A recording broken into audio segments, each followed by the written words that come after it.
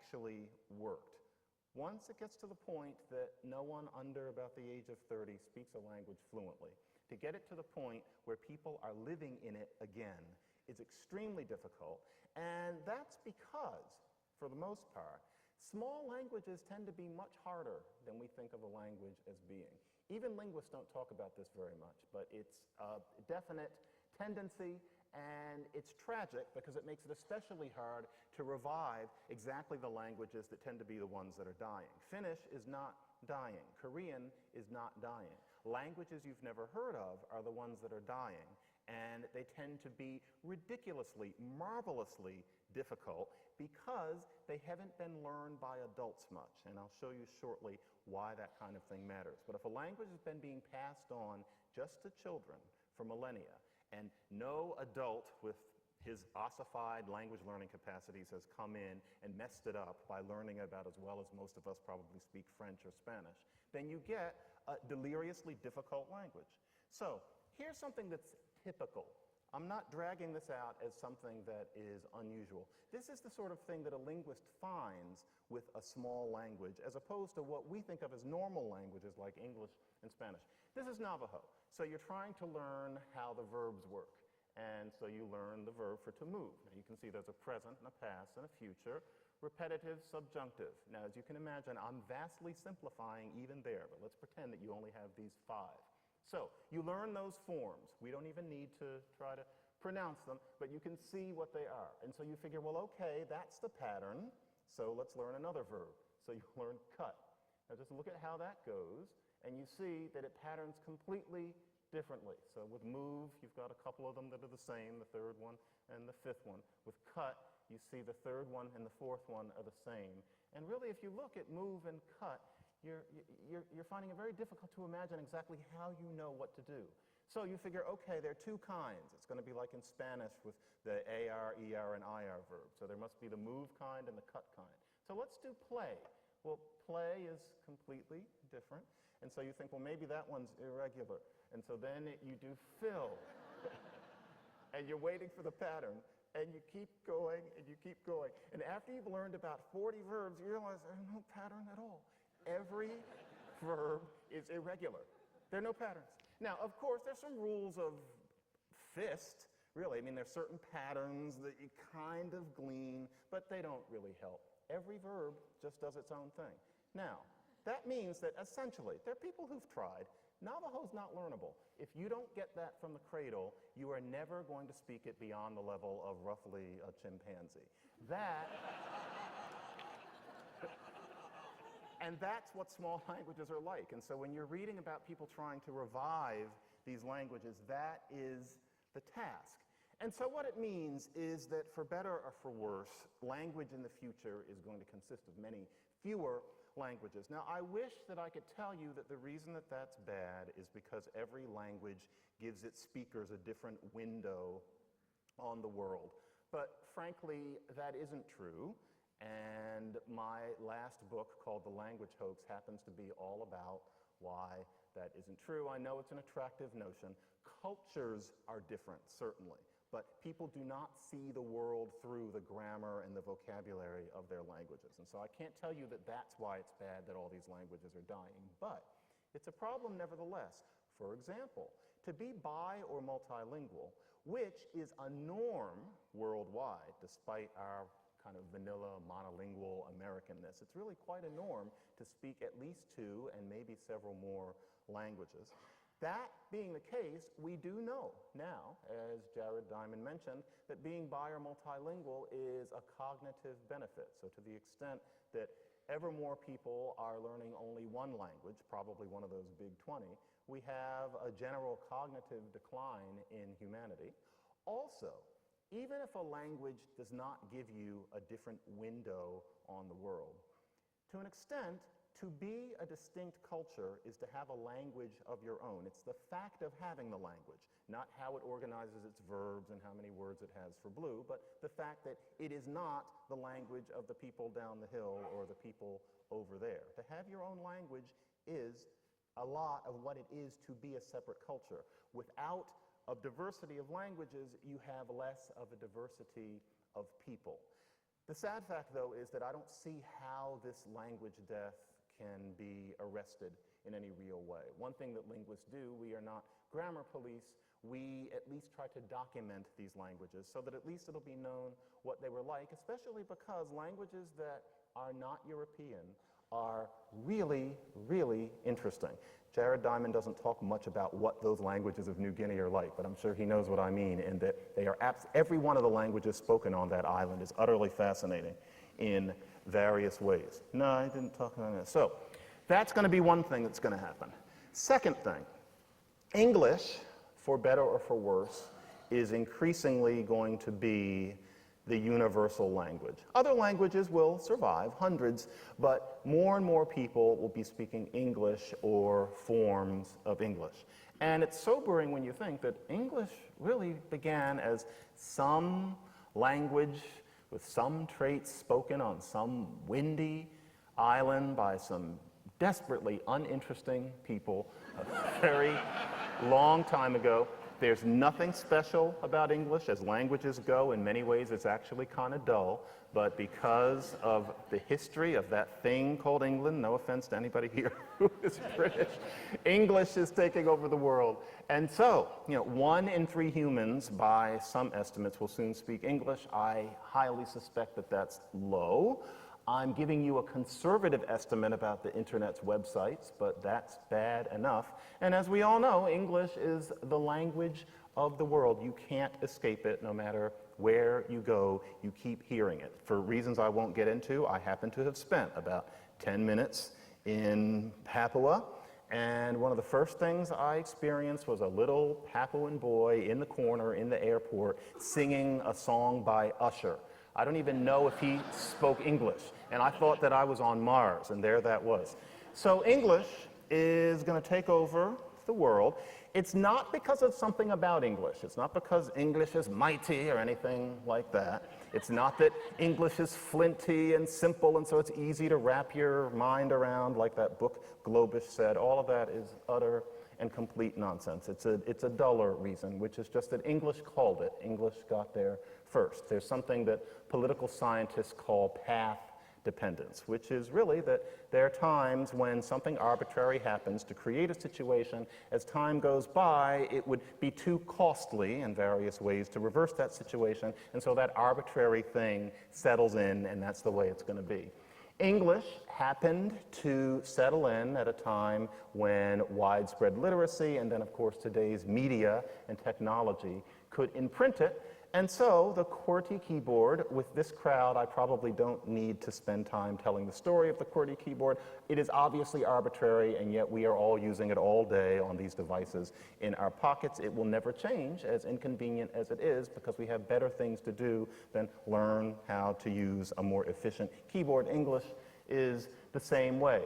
Why? You mentioned that Bugs Bunny thing that I did. I am obsessed with animated cartoons because I am 7 years old. But that's why, when I was doing this, why do all those characters wear gloves? And why even today, when cartoon characters are designed, do they have gloves on? None of us walk around wearing gloves, but back then, many people did, and so a cartoon mouse might have his gloves on. Now we just think that a cartoon character is supposed to be an animal about 3 feet tall and bipedal, for some reason speaking, note that it's English, and the character has to wear gloves. That's not for any reason that makes sense, it's just the way it is. What's an album? I'll bet that kid in New Guinea probably also knew the word album. It was an Usher album. An album of what? You have to be pretty old at this point or obsessed with the past to know that records used to come in an actual album that was heavy and you would drop it on your foot and it would hurt. And now we talk about downloading an album. That's the reason that English is going to call it. No, it will not be Mandarin. I think many of us have... There's a pleasant notion, and in a way it's a useful way to help police ourselves for ethnocentrism, to think, no, the world's language is going to be Chinese, Mandarin Chinese. And more people do speak Mandarin than speak English at this point. And I think it's highly likely that the Chinese will rule the world economically very soon. They could be said to be doing it now. However, I think it's quite reasonable to think that the Chinese are going to be ruling the world in English. And there are reasons for that. One of the reasons is that if we were possibly going to undo the path dependence and shift to a language, Chinese would not be one that was likely. And so, for example, they're the tones. And I'm not going to try to pronounce them, but you can see that there are 5 tones, if you count that also some words can be pronounced on no tone. If you're coming from English, if you're coming from a non-tonal language, just to master that alone is really hard. If you don't do the tone right, of course, context can take you a long way until it doesn't. You have to and look at what those words mean. Imagine saying the wrong thing. And so you're stuck with that, and that's on every syllable, not just mysteriously with ma. And it's reasonable to think, well, aren't we exotifying the tones? Are they really that hard, or is it just that we're not familiar with it? After all, there are people all over the world living in tonal languages all the time. But no, tones are hard to learn. It's harder to learn tones than just to learn straight sounds. When speakers of all tonal languages come together and work out a new one, the new language always doesn't have tones. Tones are something that happen through a gradual series of processes that I cannot bother you with today. But they're an accident, and children can learn them because children can learn almost anything, and there you go. But if you're an adult, that's really tough. Tougher than what I just showed, because it's not just those 5 things. Ma on a high tone means mother and wipe and dragonfly. And think about how often you talk about all those things. And it's the same thing with low-high. Hemp. Hemp is not really, I don't know why they always say hemp, but also numb and toad, and then horse and number, and that's for all of the syllables. It's very difficult, and then the writing system, my God. One of the most fascinating things about any of the Chinese languages is that you can learn to have a decent conversation and then find that you can't even read a sign. You look at a newspaper and you have no idea what it's saying. Because, I mean, God bless Chinese. I love this writing system. I am currently obsessively teaching it to myself. However, it is a bleeding, inefficient, tragic mess. And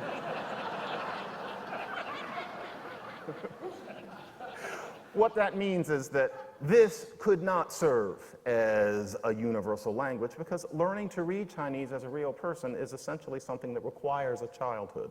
Otherwise, you have to work extremely hard, and you're probably not going to get to the point of being able to do better than being a smart child. That says China releases a national defense white paper stressing naval power. That's from just the New York Times the other day. Those are not all pictures of the words. What that is a series of idiomatizations that you just kind of have to know. That's really tough, 2,000 of those, and then you're still kind of a boob. And so, that's the problem.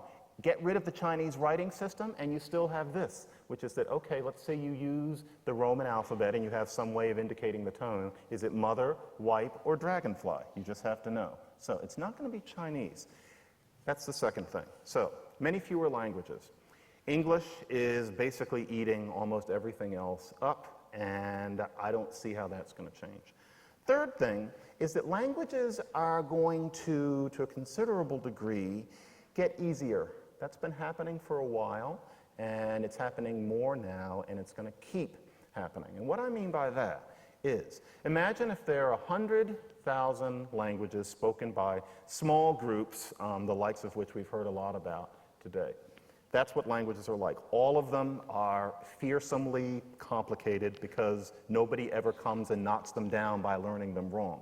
Once humanity starts having large-scale population movements, and this is something that really has only started happening to a considerable degree in the past 10,000 years, once you start having the technology to move large numbers of people great distances, especially relatively quickly, then you have adults learning languages beyond the point that they can learn them completely in large numbers for the first time. Now, About 2,000 years ago, that started creating oddly easy languages. And so, for example, there's Old English. Now, Old English was basically like Latin. If any of you ever suffered through any Latin or Greek, whatever bothered you would have bothered you in Old English. That's what the language that I'm speaking now used to be like. So you can see that German-looking sentence, and we don't need to go into detail, but you can see that all sorts of things were harder. And so the saints, I'll bet you can guess that Halgan meant saints. Well, it wasn't Halgas, it was Halgan. There were all sorts of ways that you made something plural in Old English. It was as nasty as German. Now we only have a handful of words like geese that we don't use, and then men and women, and well, you just learn those. But that was almost the default situation in Old English. It had conjugations, it had gender. It was nasty. It was a normal language. Vikings came starting in 787 AD. They spoke Old Norse. Their English was never great. There were a lot of them. Kids started hearing them speak bad English. There was no such thing as school. There was no media. Pretty soon, Vikings' bad Old English became normal English. I'm speaking it now. But it took that process. Persian. I don't know how many of us know Persian. I mean, haven't we all studied it a little? But if you had, you would have realized that it's almost a bizarrely user-friendly language. You think you're going to use Persian, and it keeps on not having things that you expect a language to have. You know, you cannot use the plural. It's very, very interesting. And so, Old Persian, and you can see it, inscribed on the faces of mountains, had lots of grammatical gender. Persian doesn't have gender. There's no making the moon into a girl and boats into men. That's not there. Old Persian had 6 cases. Modern Persian has no cases. Old Persian had verb conjugation, enough of it to sink a boat. Modern Persian, not much, and that's because Persian was a language of empire. A great many people were brought into Old Persia, and they basically ruined Old Persian and turned it into something that's very pleasant for us to learn today. Or tones. Mandarin has 4 tones. Hmong is a smaller language. It has 7. And if you talk to a Hmong person, often they never really thought much about that. That's because they learned it as children. But look at all those different meanings that just po can have based on the melody. Pancreas, paternal grandmother, and that's every syllable in the language. Mandarin had a kind of a drive-by. It's actually, as languages go, despite what I've described, relatively user-friendly, if you don't mind learning tones and having your brain hurt. And that's because a lot of people were brought into China, where they learned what was originally a much more intuitively difficult language. They learned it partially and created this easier language. So that sort of thing has been happening for a long time. English, Persian, Swahili, there are various languages that are suspiciously streamlined, and it's because of these processes.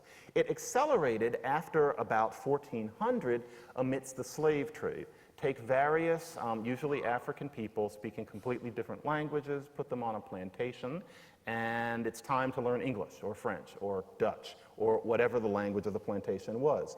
You're an adult. There's no such thing as writing in this setting, and so you can imagine what kind of English or French or Dutch or Portuguese you were going to come up with.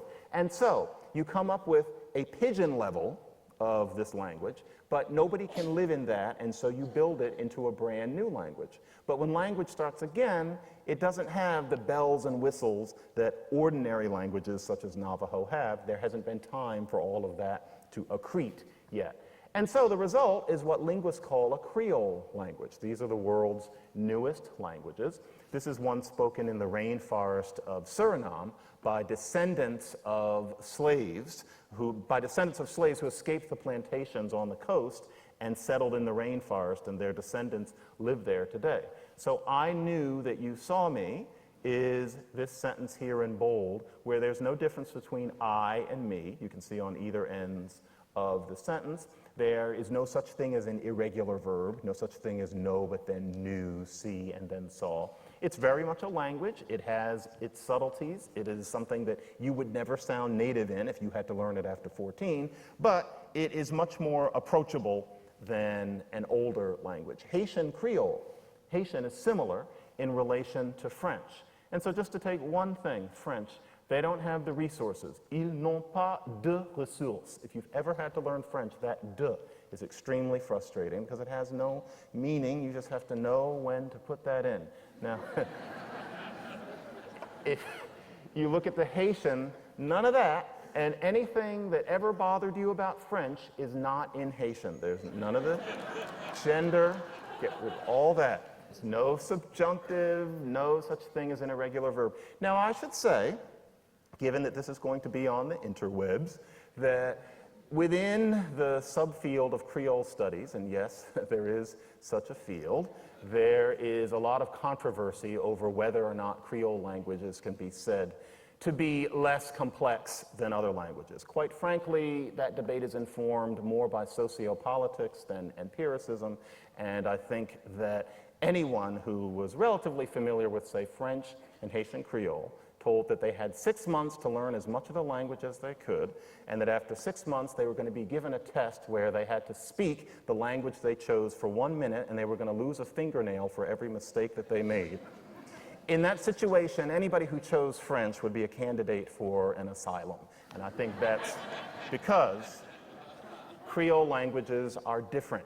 That sort of thing on a milder scale is happening today in cities around the world. When you have immigrants speaking various languages coming to, for example, a European city, they're beyond the age where they ever learn, say, Danish or German or Swedish in a truly full fashion. Their children grow up in the country. They do learn the language just like anybody else, but they also grow up listening to the way their parents speak it, as well as native people in the society.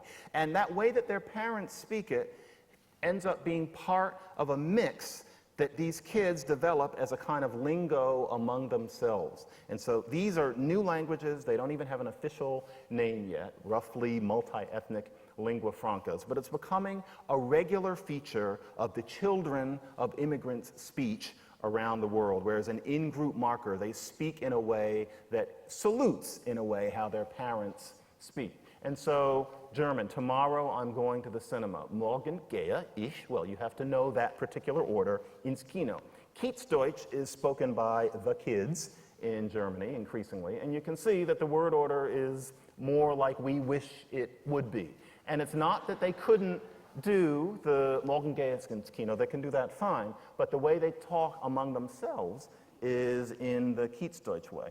That's very common in Europe. That is very common in cities in Africa. It's actually the same story that created Black English.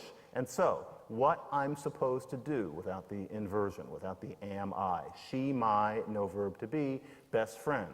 It's natural to see that and think, well, it's just full of mistakes. But really, it's that people speaking various languages came to this country and developed a way of speaking partly as an in-group marker that undoes some of the needless complications of the language that they were learning. So it's a very similar process. Important to realize, though, that the simplification I'm referring to will apply to speech. I'm not talking about writing. So newspaper headlines will look the same. But speech is very much what language is.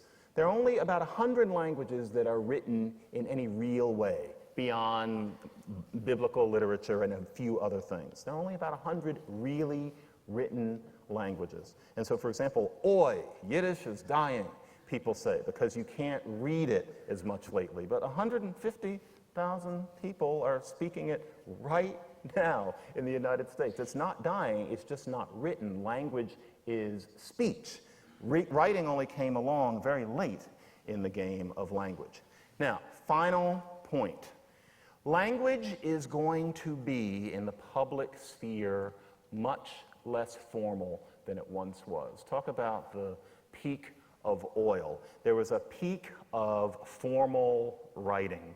And I think I wrote a piece in the Daily Beast about a month ago saying that I think we're leaving it at this point. The era when it was a normal aspect of even a middle-class person's education to be able to write in a relatively formal way is ending, and I think that by 2100, we're going to give up the idea that the ordinary person should be able to write a 5-paragraph essay. And increasingly, in public space, language is going to become more like speech. And so, for example, in New York, Con Edison has, in its way, delightful slogan, "On it." And that's to let you know that they're on it. And as if the guy would ever look like that who's driving it, but he's on it. That is a cute slogan. It would have been unthinkable even in, say, 1970. That's very spoken. Or this book, there would be no such thing. When I was a child in the 70s, that would not have been sold except in certain stores that were on the highway where you would get toys. So that is a symptom of a new orality that we are going to see. So I'm out of time. So I want to say genuine, that's thank you in Chinese, in case you can't tell. Anyway, I want to say thank you, Michael, for inviting me to this event. And these are my thoughts. I have shared them. I'm out of time. Thank you.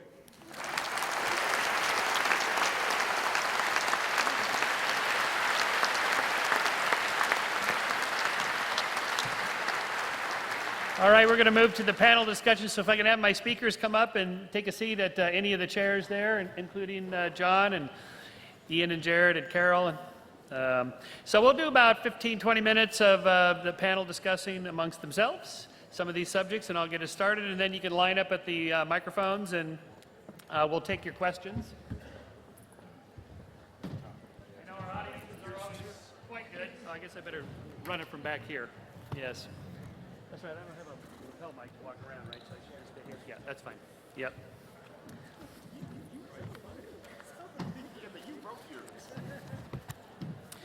And are there mics on? Yep. Okay. Which makes it sound like I wasn't listening. So I thought I'd get us started, and then by asking you, Ian, a question, and then the rest of the panelists can jump in on this particular subject, and then we could just start bouncing around, and then we'll go to the Q&A. Ian, so you talked about the development of human values in something of a sequence that I might call an arc, but maybe not. But I just wonder, because you ended up with this idea that certain societies that are more open flourish. They flourish more the more they're open. And that there were certain experiments tried in the 20th century, fascism, communism, that failed, and certain societies that succeeded. How far are you willing to go with that, and willing to say some societies are really absolutely, objectively, measurably, quantitatively, whatever words we want to use, better? Good question. I guess the way this strikes me, you would always need to say, oh, better at what? You can say they're better in the sense of being better adapted to fit into the world that they're in. And so, like one of the examples I used in the talk, the France of Louis XIV in the 17th century, that was pretty well adapted to being a 17th century West European power. I mean, it struggled for generations to become the dominant power in Europe and didn't succeed. Well, it was probably the great power, in many ways the most sophisticated society of its age. But if you'd, I mean, this is not something you could actually do, but if you had taken the France of Louis XIV and dropped them down in the Congo Basin, that would not have been a very good society anymore. The way they did things would be catastrophic. They would pretty much all be dead. Well, I would say they'd all be dead within a generation. I guess that is actually what it means to have a generation. But they would all be dead very, very quickly, dropped into a different context. And in the 20th century, I think the world, especially Europe, North America, has this sudden superabundance of resources and energy available to them. And nobody knows in advance what is going to be the most effective way to organize your society to exploit this new superabundance. And there are periods, I say in the 1930s, a lot of people think that the more open, liberal, capitalist societies are not better in this niche. They think it's going to be the Nazis, it's going to be the Soviet Union. This is the way of the future. And I mean, it's still not entirely clear what the correct interpretation is, but there's a pretty strong argument that the verdict of the 20th century was the more open, liberal societies were better in that niche, in that industrialized 20th century niche. They performed better than any other way of doing things. But one criteria I'm thinking of, like just the survival and flourishing of sentient beings. You use the word flourishing. Just the average Joe, just a regular, not the kings and queens in France, but just the regular Joe. Could we objectively say certain societies are really better for just an average person than other societies? Like, what's the right Gini index, for example? Will that be entirely contextual, or could we like design a society or just describe one scientifically and go, that really is better for the average person? Yeah, I think it's very hard to design the one-size-fits-all best system. And I mean, the point you raised about the Gini index, this is a really interesting one because there's no such thing as an equal society. I mean, it never has been, and so long as people are all different from each other, there never will be. And I think what you can talk about is what is like the right level of inequality for different kinds of societies. And for farming societies, the level that was able to function, allowed a society to function, was pretty high. For our societies, modern industrialized societies, it's quite a bit lower. And I think we can even specify what is the range, the sort of optimality band for inequality, economic inequality. And my sense of it is that the sort of level that some of the OECD countries are coming down to the 1970s, around 0.25, that was maybe too low. That was the verdict, at least of many, many voters in the 1970s and 1980s, who elected and re-elected governments that promoted policies that were bound to increase inequality. Whereas, say, a level of 0.35, so as opposed to 0.25, 0.35, that's maybe too high. That's what we are moving to, and many countries moving toward now. And there's growing anxiety and resistance against this. So I think we can talk about the best, most effective kind of society in particular context, trying to claim that we can see the one-size-fits-all ideal way of doing things, which is always going to be true no matter of the energy sources, the organization of societies, that I'm less sold on doing. And that, when I gave the lectures that my book was based on, I was invited to do it at the Princeton Center for Human Values, which is like the world center for the study of moral philosophy. And what these guys do is basically sit around all day trying to figure out the one-size-fits-all perfect system of human values. So you can sort of imagine how this went over with that audience. But I think that's the lesson of history. Yeah. You would agree, I presume, Jared, to a certain extent. Your latest book, you tout all the benefits of, parts of the benefits of the Papua New Guineans you deal with, and what we should import and not import. As I was listening, Michael, to you and to Ian, I was flashing on an experience with 1 out of the 1,000 societies in New Guinea that I've worked with. This happened to be the Foray, and it's a group of New Guinea Highlanders numbering perhaps 20,000. And one Foray man that I got to know well, when I paid him, asked him at the end of the season, what are you going to do with that money? He said, I'm going to buy a sewing machine and repair clothes and charge my relatives for it. Okay, this is a guy with real initiative. But there was no way that he was going to get away with using the sewing machine to charge his relatives for it, because this is a society where you're expected to do things for your relatives, but the relatives will do things for you. So this is a society that doesn't allow for individual initiative. And I asked myself, how can this work in New Guinea, that you've got a society that doesn't allow for individual initiative? Well, one might say all New Guinea societies don't allow for individual initiative. But then I asked myself, why is it not the case that just due to random variation, some New Guinea society did allow for individual initiative, and why then did it not take over all of New Guinea? One might say then that individual initiative is good in a certain context, but I remain puzzled. I don't know why New Guinea did not have a society that favored individual initiative, and hence why individual initiative did not take over in New Guinea just as it did in Europe. I don't know the answer to that one. I wonder, Carol, if the leash is so fungible or long or something that, there is just no one right. So to that extent, science can't really tell us the right one. You know, Sam Harris's multiple peaks on the landscape or something like that. Well, the right way is difficult. I mean, of course, there's all these international measures of people's well-being. Doesn't Denmark come out as the highest in well-being and health and safety and so forth? I mean, you can measure quality of life indices for people, but what we see around the world are many cultures who have developed very different ways of functioning, some with greater level degrees of equality or of violence or of different needs depending on their economies. So one right way, that's a tough question, because what is the right that we want to ask? I would say, in relation to Ian too, that what's fair is an interesting question in sociology because of the wonderful concept from years ago of relative deprivation, that basically people tend to think that their culture's way of doing things is the fair way. I grew up in this, therefore it's fair.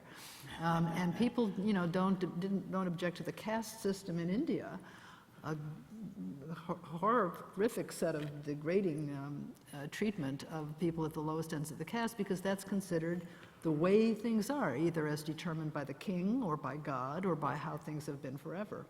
So it's only when dreams of equality enter into the picture, or the possibility of change toward equality and improvement and fairness, that people get really pissed off if they're feeling deprived.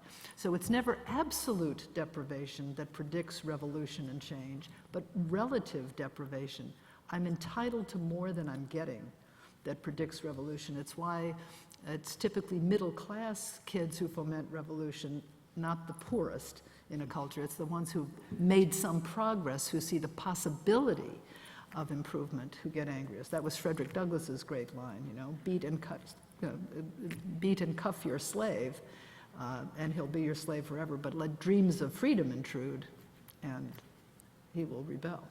So, so the question of fairness is really an interesting one. John Jost does this lovely research on system justification, which is how it is that people can tolerate societies of massive inequality.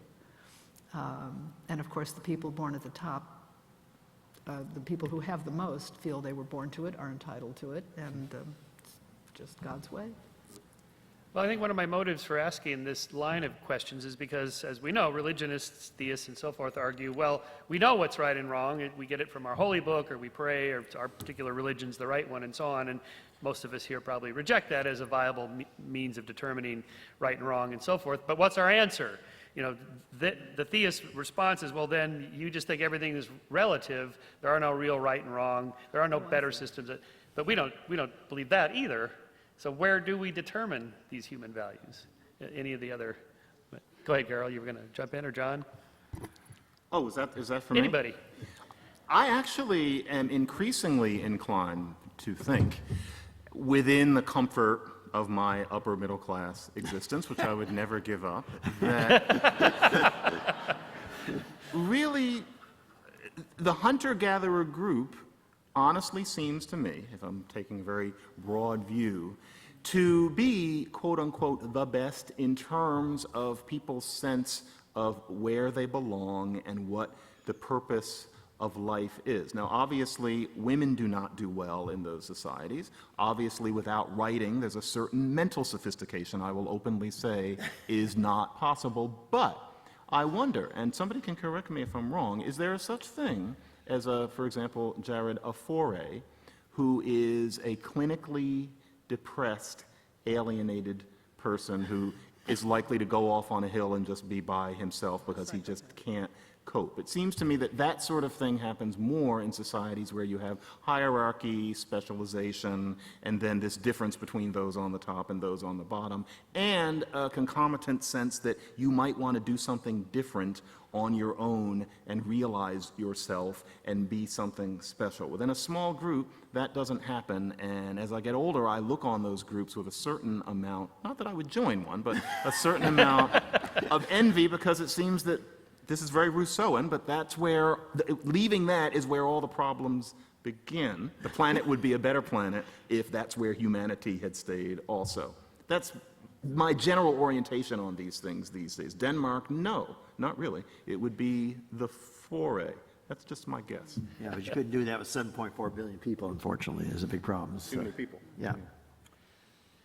Don, did you want to respond to any of that? Yeah, I mean, there are all sorts of points to be made here, but the overall constraint is that so much has changed. You know, even looking at those hunter-gatherer cultures today, as we were seeing, the forces acting upon them now make, you know, that just a fantasy to see that we could ever see that kind of thing again. They can survive only by not having too much contact with the overwhelming world of English and computers and all our technology. And then, as I was saying in my talk, there's other constraints as well, which is that as there are more and more people here on this planet, it's changing everything. All the rules that used to be valid for societies are now going to have to be reevaluated. Jared, you want to jump in there? Yeah, John, I guess I'd like to respond to your comment about the attraction of a society like the Foray. Yes, there are things attractive about a society like the Foray. The things that I love about being out in New Guinea are that the social relationships are much richer than in the United States. People spend their lives surrounded by the people with whom they grew up, surrounded by their relatives. Loneliness is non-existent. That's one thing. Second thing is that people out there spend far more time talking than we do. A third thing is that the talk is full attention talk. It's not like what I get with our own younger generation, bless them, where when they come over for dinner, the cell phone is in their lap and they're text messaging. Instead, when you talk to a New Guinean, it's eye-to-eye contact and you got full attention with no distraction. Those are the wonderful things that I love about New Guinea. Things that I would hate to be in New Guinea. Let's talk, half of the society is women. The role of women in traditional societies is really miserable.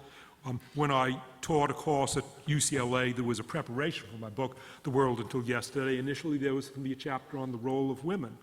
And objectively, and there are studies of this, there's no traditional society where women are anything close to egalitarian. And when I taught about this at UCLA, the women in my UCLA class were just, first of all, they were incredulous. They couldn't believe it was that bad. And then when they were convinced that it was that bad, they were just so angry and upset that I decided not to put the chapter into my next book. Another negative thing about New Guinea is the level of violence, traditionally the level of violence, as Ian and others have pointed out, a much higher percentage of people in traditional societies, including New Guinea societies, died violent deaths than in Poland during World War II, which is as bad as it gets. The level of tribal violence, because it was year after year and not just for 6 bad years in a century, was much worse. And another negative thing about New Guinea is the sewing machine example, that a person who has an idea can be held back by kinspeople. So, yeah, there are wonderful things about New Guinea, and I love going out there for 5 weeks, and then I love coming back to the United States for the next year and a half. Kind of like visiting France. I hope I didn't imply also that I thought that the woman aspect wasn't important. I mean, ideally, if you could fix that and then maybe live among the Foray, which is getting a little metaphysical. See, you cannot take a custom from one culture and export it like cheese. You know, we try to do this. We say, "Oh, here's a great thing. Let's just move that one right over here," and it doesn't transplant well. Although some things do. I really enjoyed what you said, Jared, about conflict resolution, because in small, close-knit communities, the first book I wrote was on anger, a social psychology of anger. It countered the notion that, you know, anger fills you up like steam in a teapot, the old Freudian view, and you have to let it out. That's the American cultural thing to do with anger. Never mind where it lands, you know, never mind who gets angry back at you, right?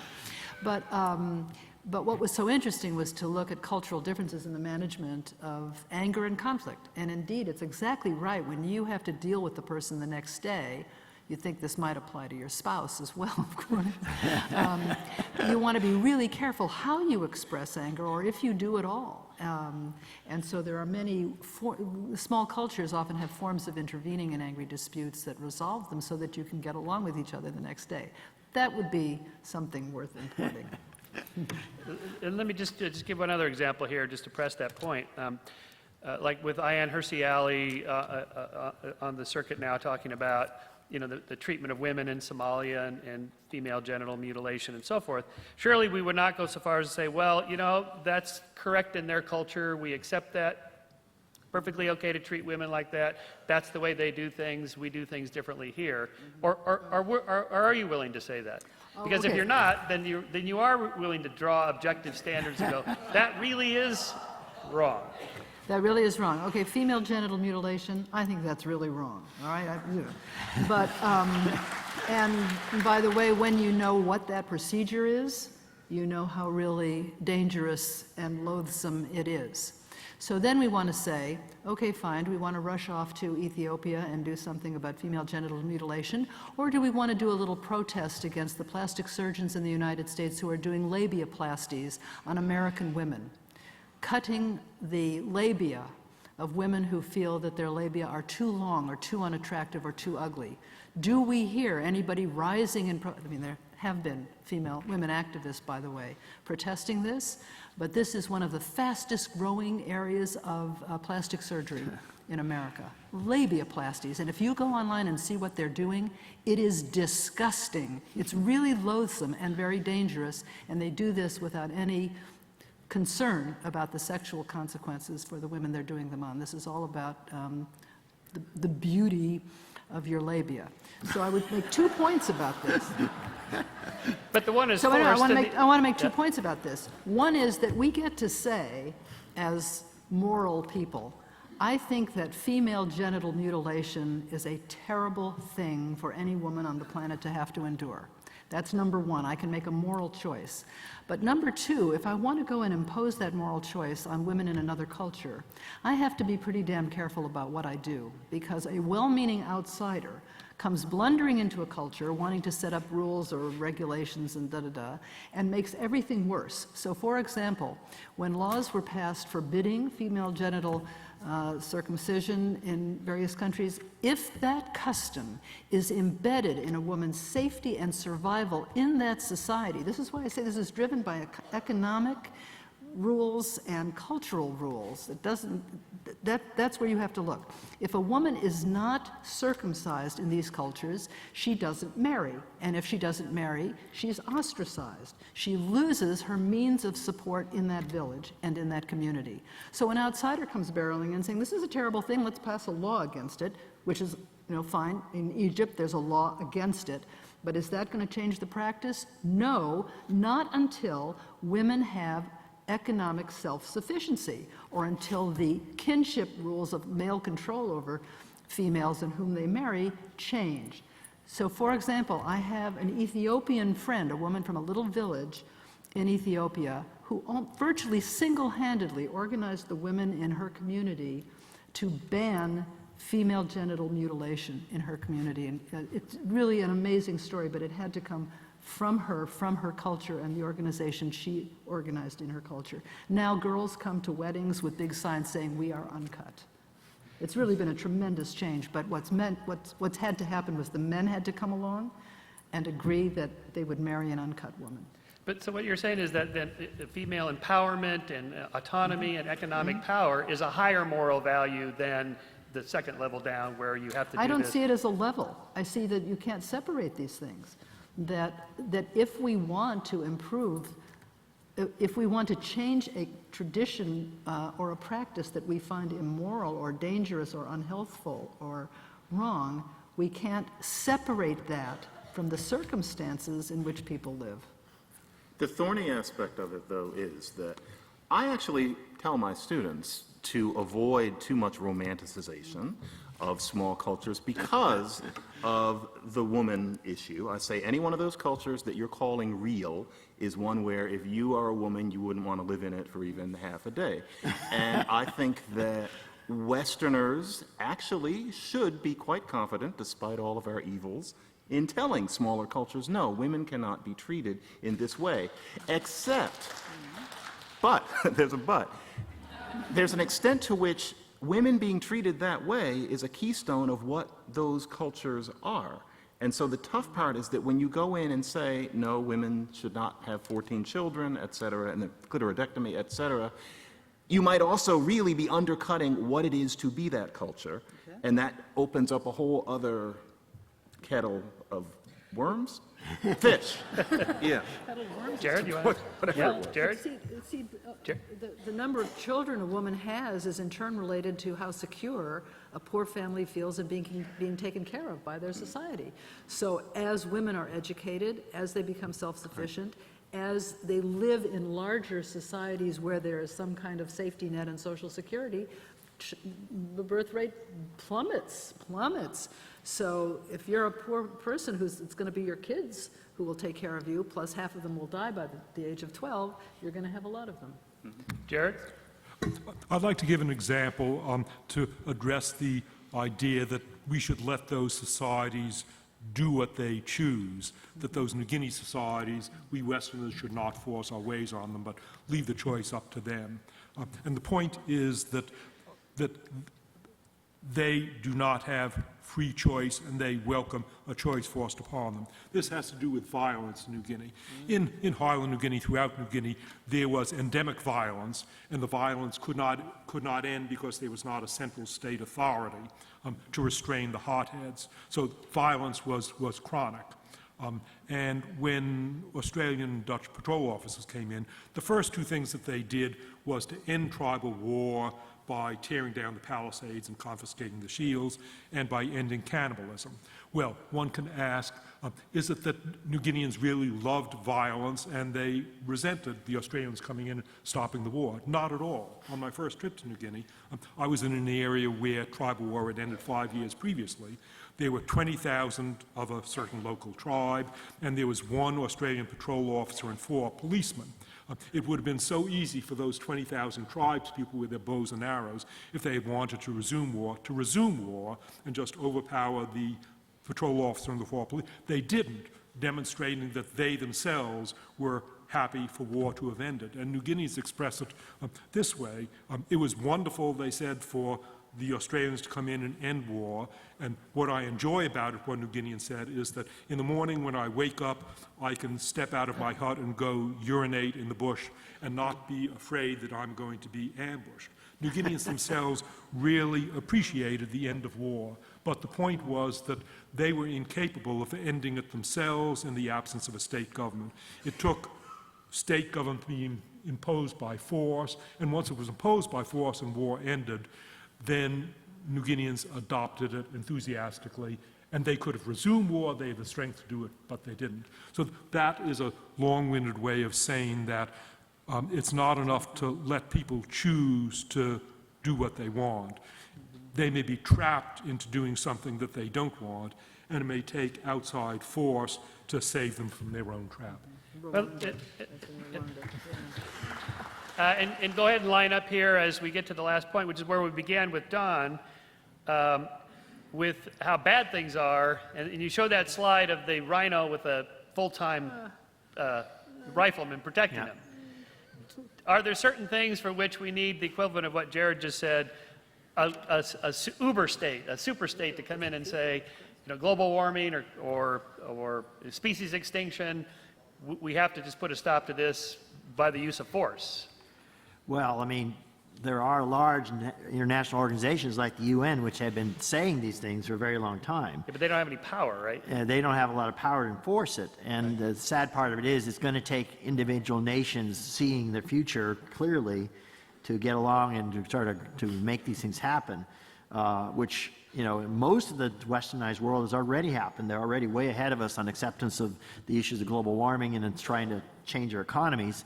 But of course, we are one of the big things that's dragging us on because we are the one that is the largest that's not on the boat yet, even though we signed on in Copenhagen. And that's the big issue. It's going to take the rest of the world and us especially to catch on to what the advance guard is doing. But I think once that happens, I think there'll be the point where it'll probably be economic pressures and climate events that'll make it apparent to these countries that they have to do this. But I think I'm optimistic that it can be done. It just because you can see, you look at Germany, you look at even Quebec, and Quebec used to be, you know, very, very backwards in lots of ways, and the Roman Catholic Church is a large part of that. And they went to being very secular and also very green in a single generation. And not all of Canada is that way, sadly, but Quebec was. And many countries, as we said, you know, they've jumped way ahead of us on green technologies. And it's doable. It just takes political will, and it's going to take some severe shocks to our country for us to finally get to that point where we're really join the rest of the world. I want to go to the question and answers. Here's the rules. No speeches. Like Jeopardy, your answer must be in the form of a question. Right off the bat, let's start with you and go ahead and say who you would like it for, or if it's just a general question. This is for Dr. McWhorter. Can you hear me? Oh, yes, we can hear you. Go ahead. Okay, thank you for that implied assurance that my native language will rule the world and that I don't have to learn rising and falling tones. I had an experience in Vietnam not too long ago where our guide warned us, even though they have Latin letters, they become Latinized about 300 years ago by a priest. Do not try, because you may be saying, pass the mustard, but... Okay. Question. What's that question?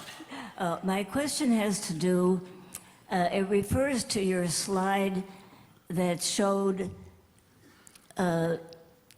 holdover words and phrases that we just use without thinking. We use QWERTY, we use bug bunny with gloves, etc. I'd like to respectfully challenge you on a phrase you used that really pressed my button. It's something you and everybody in this auditorium probably has used without thinking for hundreds and hundreds of years. You said, Sarah. you referred to a certain year AD. Oh. You know what AD means. It's Anno Domini, which means year of our Lord. The reverse is BCE, before Christ. Do you think we should think about replacing those with... Okay. John, with- tell us. with- What's the answer? With CE, Common Era, and BCE, before the Common Era? Are we already doing that? Well, certain things are just conventions, and there's more convention in any language, including English, than we might think. And if we made everything perfectly logical or perfectly consonant with our beliefs, then we wouldn't have time to do more substantial mental work, I think. I get your point, but at this point, those are really, it's like throwing rice at a bride. It has no real meaning, but I see what you mean, the idea being not to make these religious references. Right. Yes. The historians have pretty much gotten that boat already. You see that Right. they always edit my BCs and 80s out and change them anyways, so. Well, as Hitchens used to like to say... It's interesting how these things change, though. It's like 30 years ago, using BC and AD, this was just conventional historical practice. And a few people started using CE and BCE, and that was considered, this was like a political statement. You were being this radical, trying to undermine the Eurocentric worldview or whatever. And now we're at a point where if you use, they're sort of interchangeable. I think pretty soon we'll be at the point where if you're using BC and AD, you'll be flagging yourself as a conservative. So I think the world is going the direction. I mean, actually, in the end, I don't think it makes the slightest bit of difference. But the world is going the way you suggest. Linguists are like that too, now that I think of it. I am getting a little retrograde in writing AD and BC. Thank you. But I didn't think about it, because I Well, was now that busy. you're in your 50s, you know. Okay, I'm not a Scholar. Christian. No, I'm not that's it. Sarah, that's it. Go ahead. This is a question to Dr. McWhorter too. What would you say to governments like Ecuador or Spain, where they also speak Spanish, but before that they didn't, and they are spending a lot of money and a lot of efforts to trying to bring back lost languages, like in Ecuador, where I'm from, Quechua, Shuar, and this is languages that very, very little people speak, or in more developed countries like Spain, with Catalonia and Galicia and Basque country. And they're spending a lot of money and a lot of efforts, even teaching kids, you know, in Basque and in Catalonia, they don't speak Spanish, where me as an Ecuadorian, I say, well, from Spain all the way to Chile, you speak the same language, and now you want to not make yourself understandable.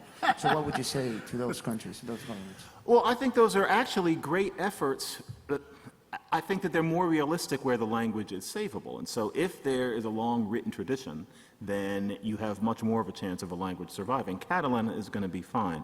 Quechua is going to be fine because even though it's not really a written language, it's spoken by so very many people in so very many ways. Aymara will be fine.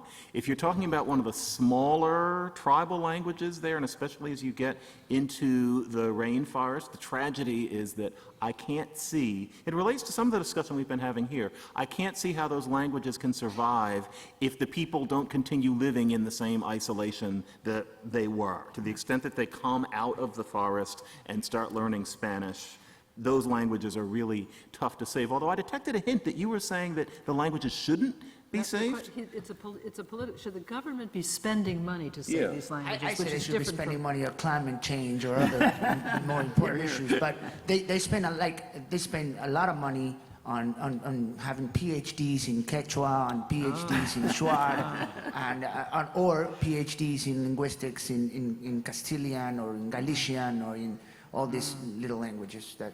Well, you know, I hate saying this in public, but the truth is that if money is limited, there are things that I would consider much more important than most of those efforts. No linguist is supposed to say that out loud. But yes, and this is being recorded. I agreed.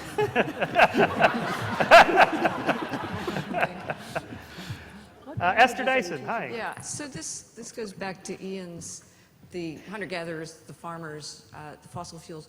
What comes next? And it's really for everybody. Is it actually the information worker? And is the change that we know everything and predict so much that we value control, partly because individuals have so much destructive power, we need control everywhere? Does it become a surveillance society? David Brin may talk about that. Or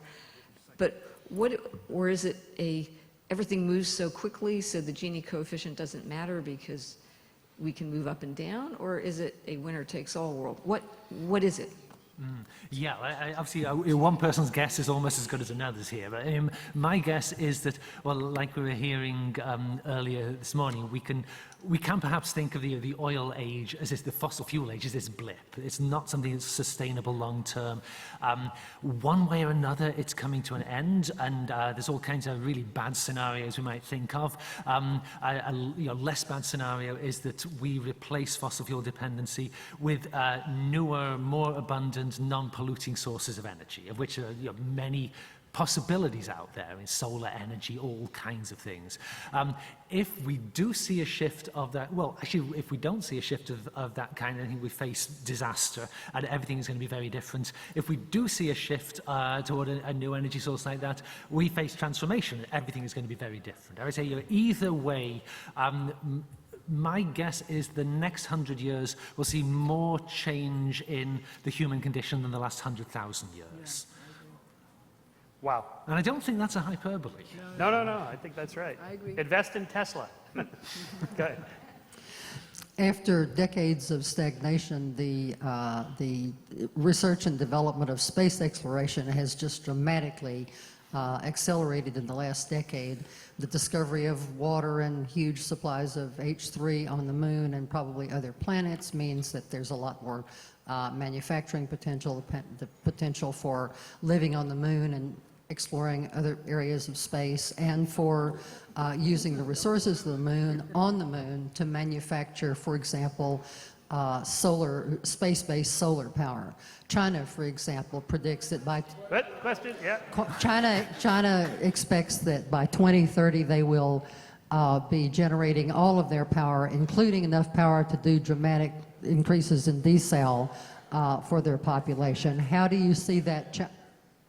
How do you see that changing your predictions and your discussion about peak oil and other peak resources? There's a big problem there, and that is that the technological and cost efficiency issues of doing large-scale things across all that distance in space is still a very big problem. But and it's not being reducing addressed, especially because many of the key minerals that are required to make that high technology are the ones that are going to be scarce very soon, if not already scarce. But not on the moon. That's going to make it very, very difficult to do this kind of, exploration of space, and the cost of bringing it there is a phenomenally high barrier. and then bringing it back even more so. And so I don't see that as a realistic option. We still have one lifeboat at this moment. The point is, Mark, that okay, we're going to have whoever gets to the question fastest gets free lunch. Mark. Mark Skousen. So, Carol, I would like to ask you, are you concerned about the decline in births and fertility, the decline in the number of children that people are having in Germany, France, U.S., it's all in decline. Is this going to be a serious problem that we're going to face over the next 100 years? Good question. That's a good Or question. whoever would like it. Well, because of ethnocentrism, naturally, I'm very distressed by the decline of Italians. Will their food survive? This is a very important question as far as I'm concerned.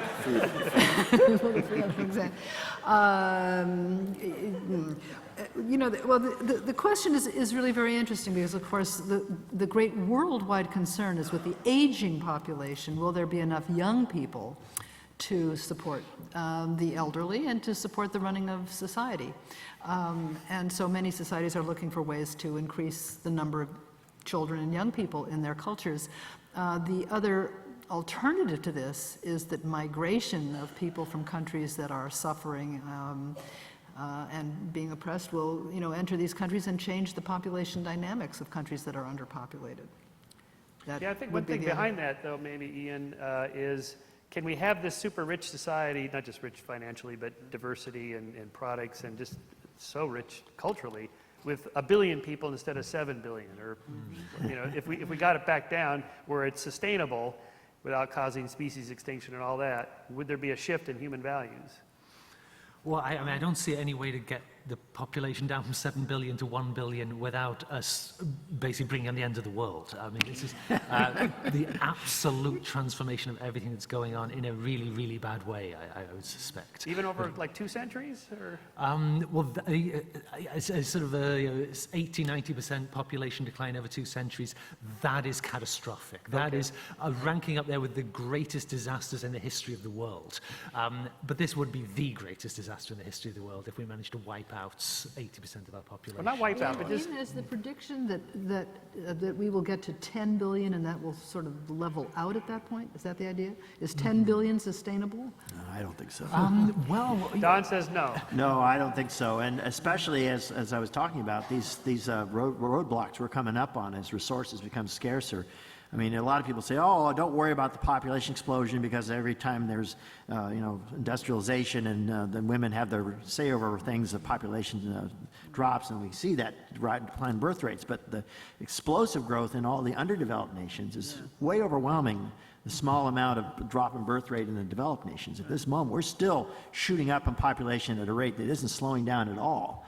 And in a world with limited resources, it's very unrealistic to think we're going to be able to get every population, every world as developed as we are, so that they can have the luxury of having women with fewer children. It's just not a realistic way to look at it at all. Because, 100 years ago, almost nobody thought a world of 6 billion people was going to be sustainable or even imaginable. Right. And yet here we are, 7 billion now, so much richer, living so much longer than they were 100 years ago. I guess I'm just more optimistic. Okay, well, I'm not. All right, let's go here. How does this panel feel about the advance of and the increasing speed of the advance of artificial intelligence? Afternoon topic, is it not? Isn't Esther talking about that? I was calling for 5 more minutes on the clock, so I missed the question. Artificial intelligence, isn't that Esther? We will achieve artificial intelligence. We're 5 years away and always will be. Okay, so, actually, we will be getting it. David and Greg might be talking about that this afternoon. We have achieved it with the American Congress.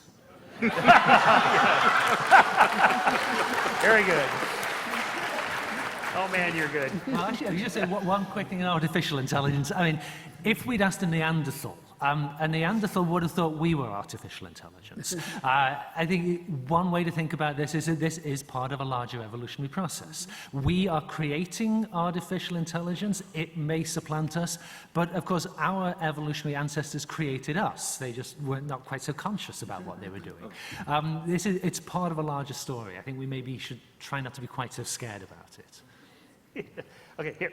Yes, Carol and the rest of the panel, I would like you to discuss the idea that all gender and sexual behavior has a certain level of Darwinian fitness, and even unusual behaviors, they must have some reason for existence in order to remain persistent in the human genome.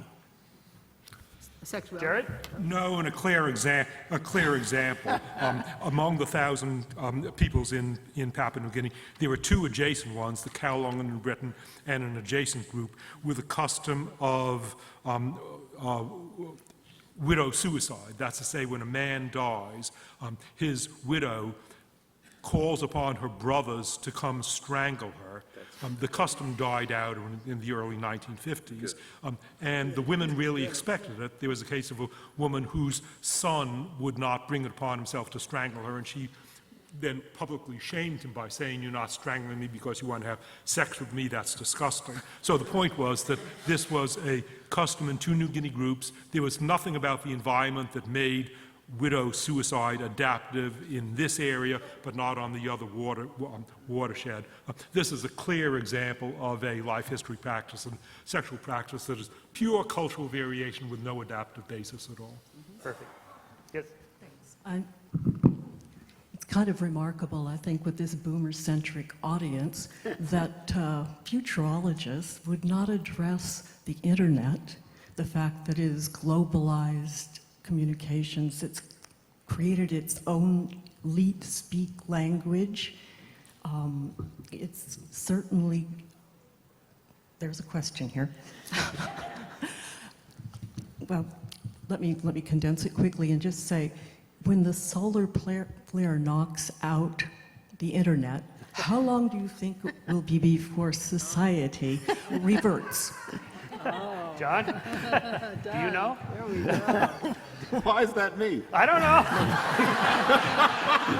Because you're the one who mentioned the internet, that's why.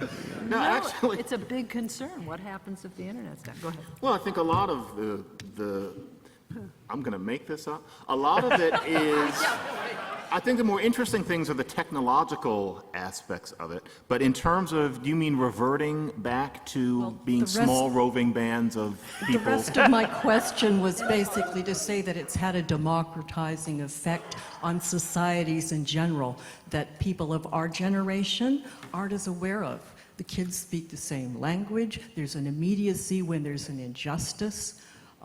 You know, it reflects on everyone's topic up here, but nobody really I think addressed you're talking about it. the homogeneity of the internet. If that went down, would we be back to being more heterogeneous There you or go. something like that? Yeah. I think that one of the implications of what you're talking about, though, is that it discourages sustained attention to arguments with arcs. And so what does worry me about the new situation, I don't look at the kids and shake my head, but the way we take in information is completely changing. Now, in terms of this democratization and the homogeneity, I think it goes both ways, really. You can also express your individuality and spread it around and show it off on the internet, just as everybody can come together. We know more about obscure cultures and subcultures and people than we could have even 20 years ago. Things come together to an extent, but I think also it encourages people to craft new personas and new subgroups. And rage. It allows the expression of rage. Years ago with my book on anger, one of the predictions I made, not even knowing about the internet, was that one of the conditions under which people are angriest, rudest, meanest, and cruelest is when they get to express their anger anonymously and get no retaliation from the target. That's right. bingo, we have it on the But we internet. have gender parity on the But internet. I would answer your question this way, which is that in taking the long view, the philosopher Ludwig Binswanger once said, there's a constant amount of evil in the world. Therefore, for every new invention that brings us something wonderful, it takes away something wonderful or it creates something that's really malevolent and horrid. So he said, the telephone, everybody agrees that's a wonderful invention, but what did it mean? People didn't stop by at their neighbor's front porch anymore to chat and say hello. They called them on the phone. Answering machines, for anybody who remembers an answering machine. So every technology brings with it something that changes the way we are, the way we express ourselves as human beings, and also screws things up in other ways. Okay, we have time for 2 more questions. Go ahead, and then you'll be last. And sorry, that's the way it is. Sorry. As an inner city high school science teacher, I want to thank the Skeptics Society and Michael in particular for the invitations to bring high school students here to all the Skeptics events, which we've been coming to, because they are the generation that will have to be the environmental ambassadors and fix the planet. Okay. My question is this: humanity has seen various phases, from hunter-gatherers, some call it primitive communism, to slavery, to feudalism, to capitalism. Each one of those representing an economic form of exchange between people, agricultural or industrial. Isn't it time for a new type of society? Because the contradiction now is that you have social production, private ownership. We have the means to solve the majority of problems on the planet, whether it be the drought in California or diseases. However, that's not happening. Don't we need a new society that puts human needs first and profits last? Thank you. Well, who would like to take that? That's bands of hunter-gatherers. That's the impulse behind what I was saying. It's easier to create consensus. Well, you know, they say capitalism is the exploitation of man by man, and communism is the opposite. Okay, go ahead. Well, is this working? Okay, Yep. now it's working. Hi, my name's Katie. I'm a college student who came here of my free will. And, well, if we have that. Okay, that's another conversation. So, basically, what I gathered from today's discussion, I mean, like lectures and talks and stuff, is that human values are changing, and as part of the newer generation, and as a student of computer science, I've noticed that a lot of our values, how like our generation tries to like get values and like determine ours, is through like trying like marketing and stuff like that. So that may or may not be a good thing, like, you know, having Coke tell you. Sorry, okay, the question is, how would you advise my generation to pick our values? Good. Advice to the next generation. Who would like to do it? Put down your computer, get the word like out of your language, read great literature. Here, here. And remember, we're all in this together. Nobody does it on their own. They do this with sustained, focused protest, attention, and voting. Katie, don't read only in bits. It's easy to lately. Somebody your age asked me the other day, where do you get hard news? Where do you just read the real news? And it occurred to me that this person, and this is a very class-based thing I'm going to say, but he had never heard of the ritual of reading the New York Times in the morning and or listening to NPR. He really didn't know. The idea was that you look at BuzzFeed, there's this thing on Slate, et cetera, John Oliver said something. That's very tempting, but at least once a week engage something in print that's rather long, maybe say a 5,000-word article, and makes a sequential argument, and keep your brain doing that, because life doesn't happen in bits, and you can't create in bits. Here, here. And I would say one more thing here. Your generation gets to inherit the mess that my generation and my parents and so on created. And I'm hoping you find solutions and find ways to get together with your fellow congeners across the world in ways we've never seen. The time will come. I mean, eventually economic pressures and climate pressures will make societies change, and you're going to be the ones that figure it out. Lunchtime, we'll see you at 1:40. Let's make it 1:45, 55-minute lunch, 1:45. See you back here. Thank you.